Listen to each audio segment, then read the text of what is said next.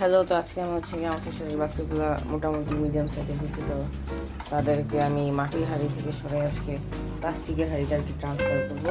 তো এটা তোমাদেরকে আর কি শেয়ার করি। তো আমি প্লাস্টিকের হাঁড়িটার মধ্যে ওদের বাচ্চাগুলোকে ট্রান্সফার করবো, কারণ বাচ্চা বড় হয়ে গেলে ওই জায়গায় থাকতে সমস্যা হয়, আর ওখানেই পটি করে মাটির হাঁড়িতে আর ভিজে যায়। যার জন্য আমি প্লাস্টিকের হাঁড়িটা মিডিয়াম হলে ইউজ করি। এটা খুব ইউজফুল। চলো বাচ্চাগুলোকে বের করি। তো এই যে মাশাআল্লাহ, এটা হচ্ছে আমার এবারের বাচ্চাগুলো। তো সবাই মাশাআল্লাহ বললো। এখন এটা হচ্ছে বড়টা আর কি, একটু সাইজটা বড় হয়েছে, এটা একটু ছোট হয়ে গেছে। আর দেখো, আমি কিন্তু ছাই দিয়ে দিছিলাম, তারপরে ওরা এখানে থাকলে ঠোঁটে লেগে যায় এগুলো, তার জন্য আর কি এটাই বেস্ট। তো সবাই ভিডিওটি ভালো লাগলে ফলো দিবা।